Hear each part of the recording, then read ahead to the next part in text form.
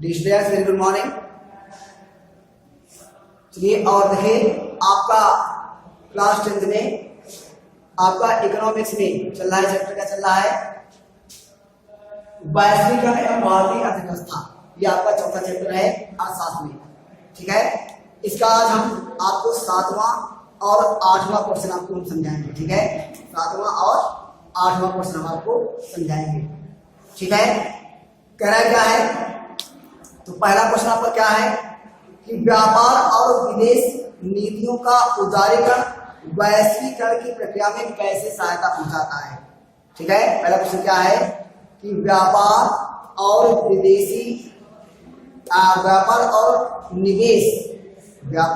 निवेश नीतियों का उदारीकरण, व्यापार और निवेश नीतियों का उदारीकरण वैश्वीकरण की प्रक्रिया में कैसे सहायता पहुंचाता है।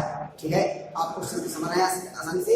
मेरा क्या व्यापार मतलब क्या होता है, एक दूसरे से के साथ में व्यापार करना, मतलब वस्तु को खरीदना और बेचना।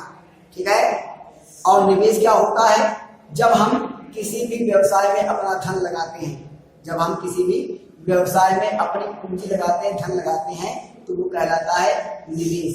और जब हम अपने धन को दूसरे देश के व्यवसाय में, दूसरे देशों में अपना व्यवसाय करने के लिए या दूसरे देश में चल रहे व्यवसाय में अपना धन लगाते हैं, जिसे कहलाते हैं क्या, विदेशी निवेश। ठीक है, इस प्रकार से व्यापार और निवेश नीतियों का उदारीकरण, व्यापार और निवेश की नीतियों का उदारीकरण जो है वो वैश्वीकरण की प्रक्रिया में कैसे सहायता करता है, ये क्वेश्चन आपका है। इसका आंसर समझने का प्रयास करिए।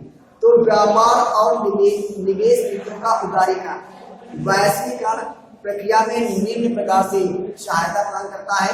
इसको हम विभिन्न हेडिंग्स के माध्यम से समझने का प्रयास करेंगे। सबसे पहली बात क्या है कि व्यापार अवरोधकों को हटाना, व्यापार अवरोधकों का हटाना।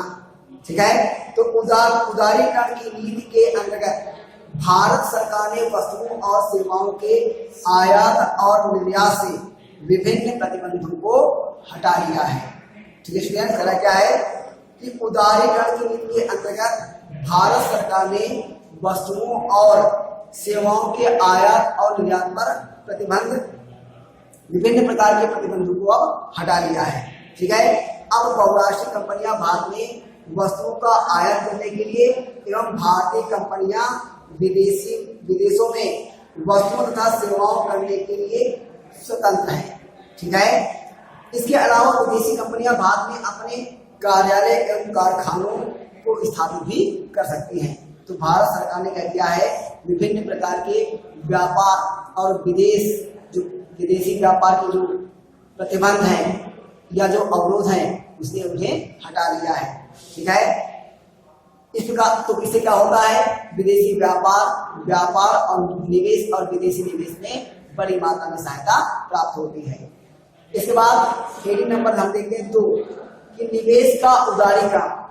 हेडिंग नंबर क्या है कि निवेश का उदारीकरण। तो इस नीति के अंतर्गत बहुराष्ट्रीय कंपनियां जो हैं भारत में निवेश करने के लिए स्वतंत्र होती हैं। ठीक है, कि निवेश का उदारीकरण, तो निवेश का उदारीकरण ये क्या है कि इस नीति के अंतर्गत जो बहुराष्ट्रीय कंपनियां हैं वो भारत में निवेश करने के लिए स्वतंत्र होती हैं।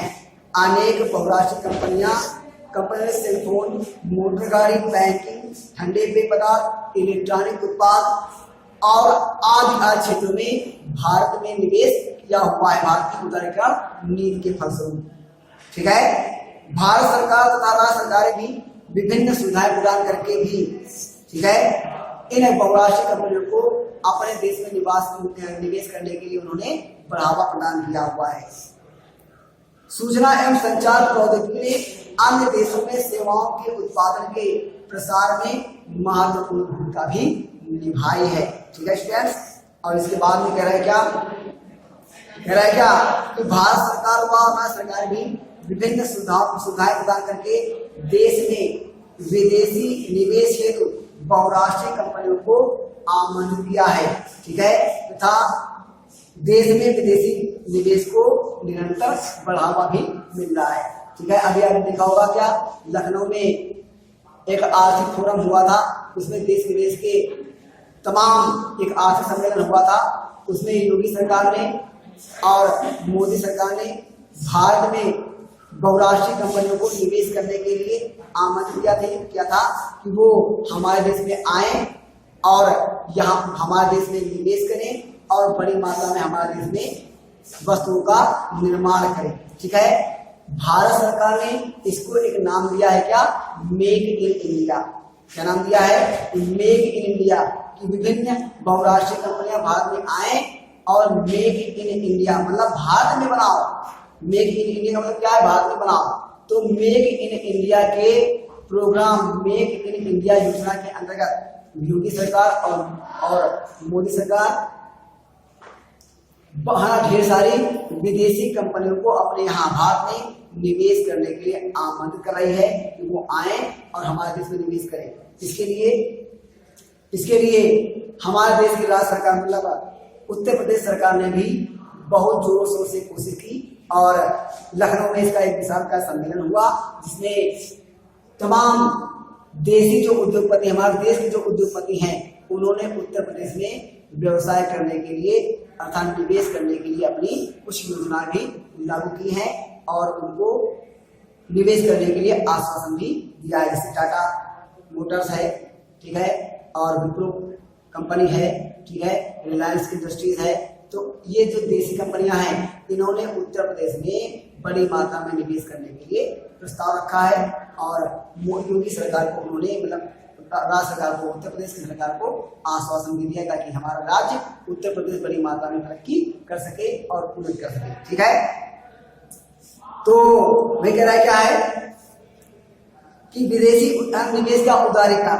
तो क्या कह रहा है, इसमें आप समझ गए होंगे आसानी से कि इस नीति के अंतर्गत बहुराष्ट्रीय कंपनियां भारत में निवेश करने के लिए स्वतंत्र है। अनेक बहुराष्ट्रीय कंपनियों ने सेलफोन, मोटर गाड़ी, बैंकिंग, ठंडे पेय पदार्थ एवं इलेक्ट्रॉनिक उत्पाद आदि क्षेत्र में निवेश किया हुआ है और भारत सरकार व राज्य सरकारें भी विभिन्न सुविधाएं प्रदान कर देश में निवेश करने के लिए, ठीक है, बहुराष्ट्रीय कंपनियों को आमंत्रित कर रही है और देश में विदेशी निवेश भी निरंतर रूप से बढ़ रहा है। इसके बाद हमारा तीसरा पॉइंट आता है क्या, कि सूचना एवं संचार प्रौद्योगिकी का विकास, सूचना और संचार प्रौद्योगिकी का विकास। ठीक है, कि उदारीकरण की प्रक्रिया के फलस्वरूप भारत में सूचना व प्रौद्योगिकी का पर्याप्त विकास हुआ है। ठीक है, और जिससे वैश्वीकरण को ज्यादा से ज्यादा मात्रा में बढ़ावा मिला है। ठीक है, और सूचना एवं संचार प्रौद्योगिकी ने अन्य देशों में सेवाओं के उत्पादन के प्रसार में महत्वपूर्ण भूमिका निभाई है। तो आप जानिए वैश्वीकरण के विकास के लिए सूचना और प्रौद्योगिकी ये सबसे ज्यादा इम्पोर्टेंट चीज होती है। ठीक है, सूचना और प्रौद्योगिकी, इसके बाद में हमारा परिवहन सेवाएं, ये तीन चीज जो हैं वो सबसे ज्यादा इम्पोर्टेंट रखती है वैश्वीकरण के विकास के लिए। क्योंकि जब सूचना का मतलब क्या है कि संदेशों का एक स्थान से दूसरे स्थान पर सरलता से और शीघ्रता से भेजना। प्रौद्योगिकी का मतलब क्या, टेक्नोलॉजी। जब अच्छी टेक्नोलॉजी होगी, जब अच्छी हमारी टेक्नोलॉजी होगी तो उतनी ही ज्यादा मात्रा में हम अच्छी चीजों का उत्पादन कर पाएंगे, अच्छी चीजों को बना पाएंगे, सस्ते दर पर हम अच्छी चीजों का निर्माण कर पाएंगे। ठीक है, मतलब कम लागत पर ज्यादा से ज्यादा मात्रा में अच्छी चीजों का हम निर्माण कम कर पाएंगे, मतलब कर पाएंगे। इसके साथ में परिवहन सेवाएं जो है वो भी वैश्वीकरण में बहुत ही महत्वपूर्ण भूमिका निभाती हैं। क्योंकि आप इंडिया से मतलब भारत से अमेरिका आप पैदल नहीं जा सकते, उसके लिए आपको चाहिए क्या, तीव्रतम परिवहन सेवा, जिसके लिए वायुमार्ग बनाए गए हैं। ठीक है, व्यापार करने के लिए आपको अगर इंडिया से अमेरिका जाना हो तो आप पैदल या साइकिल से, मोटरसाइकिल से नहीं जा सकते हैं, कार के माध्यम से नहीं जा सकते हैं। इसके लिए आपको परिवहन के तीव्रतम साधन चाहिए जो कम से कम समय में आपको आसानी से लंबी दूरी तक पहुंचा सके। इसी प्रकार से वस्तुओं को भी एक स्थान से दूसरे स्थान पर पहुंचाने के मतलब एक उत्पादन क्षेत्र से, उत्पादन के केंद्र से, है ना, बाजारों तक वस्तुओं को भेजने के लिए तीव्रतम और सरलतम परिवहन की सेवाएं भी आवश्यक होती हैं, जिससे वैश्वीकरण में सहायता प्राप्त होती है। ठीक है, तो सूचना प्रौद्योगिकी और परिवहन, ये तीनों चीज जो है वो वैश्वीकरण के विकास के लिए बहुत ही ज्यादा लाभदायक होती है, बहुत ज्यादा महत्व रखती है। ठीक है, तो ये पॉइंट के माध्यम से हमने आपको समझा दिया। इसके बाद हमारा अगला जो क्वेश्चन आता है वो आता क्या है कि विदेशी व्यापार विभिन्न देशों के बाजारों के एकीकरण में, विदेशी व्यापार विभिन्न देशों के बाजारों के एकीकरण में किस प्रकार मदद करता है। यहाँ दिए गए उदाहरण से भिन्न उदाहरण सहित व्याख्या कीजिए।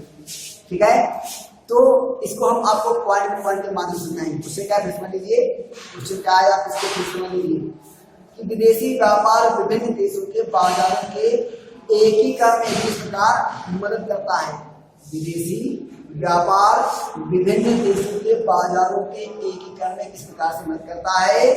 यहाँ दिए गए उदाहरण से भिन्न उदाहरण सहित व्याख्या कीजिए। ठीक है, इसका आंसर क्या है कि विदेशी व्यापार विभिन्न देशों के बाजारों के एकीकरण में निम्नलिखित प्रकार से मदद करता है। कैसे? नंबर एक बात क्या है, नंबर एक बात क्या है कि सभी देश लगभग एक दूसरे पर निर्भर हो गए हैं।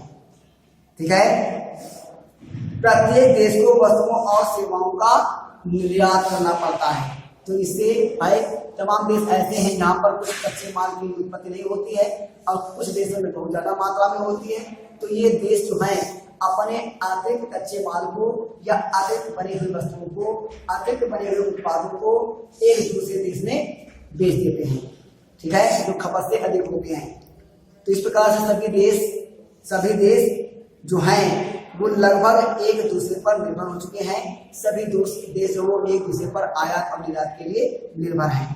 ठीक है, नंबर 2 पॉइंट क्या है कि विदेश व्यापार घरेलू बाजार से बाहर के बाजारों में पहुंचाने के लिए एक अवसर प्रदान करता है। ठीक है, विदेशी व्यापार घरेलू बाजारों से बाहर के बाजारों में पहुंचने के लिए एक अवसर प्रदान करता है। उत्पादक केवल अपने देश के बाजारों में ही अपने उत्पाद नहीं बेच सकते हैं, ठीक है, बल्कि विश्व के अन्य देशों के बाजारों में भी वे अपनी वस्तुओं के उत्पाद की प्रतिस्पर्धा कर सकते हैं और प्रतिस्पर्धा के माध्यम से अपनी वस्तुओं को दुनिया के अन्य देशों के बाजारों में अपनी वस्तुओं को बेच सकते हैं। ठीक है, नंबर 3 पॉइंट क्या है, इस प्रकार से दूसरे देशों में भी उत्पादित वस्तुओं का हम आयात कर सकते हैं। इससे क्रेताओं के समक्ष उन वस्तुओं के घरेलू उत्पादन के अन्य विकल्पों का भी विस्तार हुआ है स्टूडेंट्स। ठीक है, नंबर 4 पॉइंट क्या है कि विदेशी व्यापार के खुलने से वस्तुओं का एक बाजार से